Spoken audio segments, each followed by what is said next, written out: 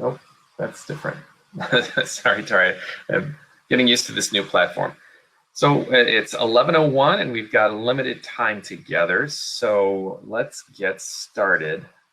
This is a little bit different than I would usually do with this particular presentation. I usually like to do this as a workshop type of event. It really invites there to be lots of dialogue and give and take. And we can accomplish that through our chat.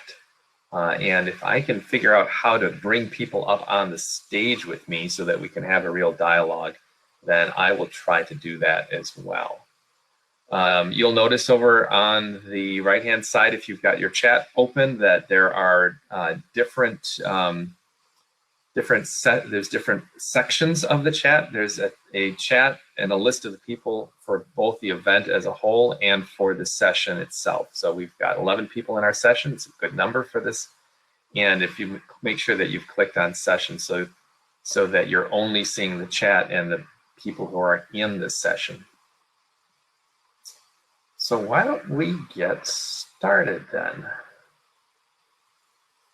Thank you to everyone who put your information about who you're involved with in the chat. That helps me to know what types of organizations you're involved with. And we've got a wide variety of organizations here: youth serving organizations, literary organizations, we have education, we have health and human services, so a wide variety.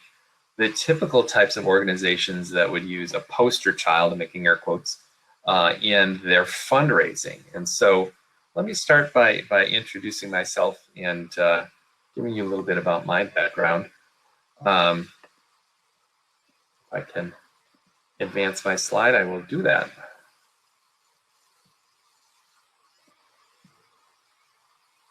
Sorry here. There we go. Still getting used to this. Just give me a moment to figure out how I can advance. There we go. So my name's Dan Jenuwine. I've been involved in fundraising and fundraising consulting for about 30 years now, and involved mostly as a fundraiser in education, higher education, but as a consultant at Richner & Richner in Ann Arbor for 10 years. I had the opportunity and really the honor to work with different types of nonprofit organizations in Southeast Michigan and all over the country. And you can see my contact information there if you would like to get in touch with me afterward and talk about any of the things that we're presenting today. I'm happy to continue the conversation. This particular topic interests me because I'm interested in the ethics of fundraising, and a lot of organizations ask the recipients of their work to speak on behalf of the fundraising effort, and that can be really fraught. There can be good in that, and there can be some danger in that as well.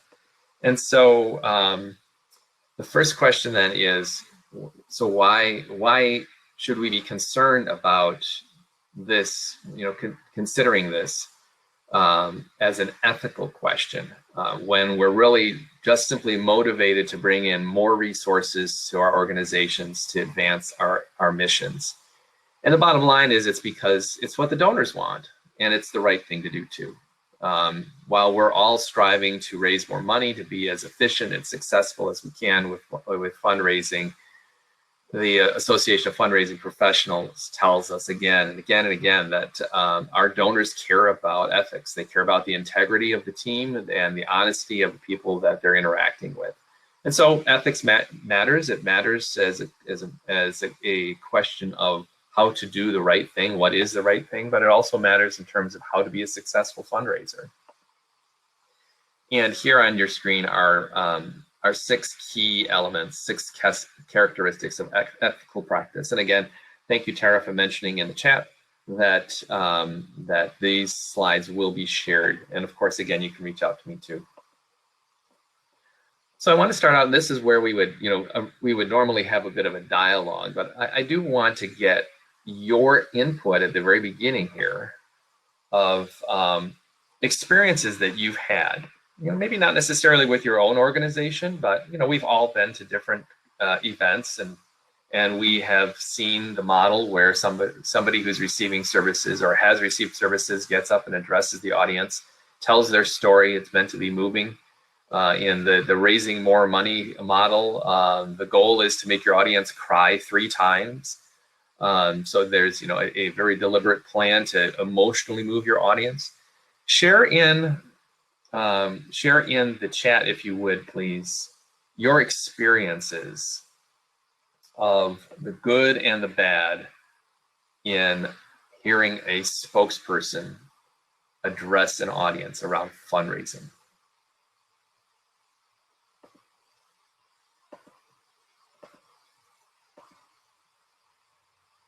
Don't be shy.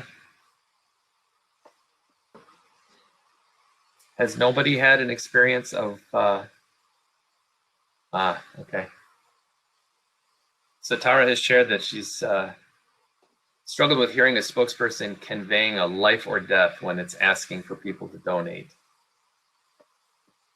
And Anne notes that donations increase if we can pull at the heartstrings, but how do we do that without denigrating the person you're highlighting? That's the key question here.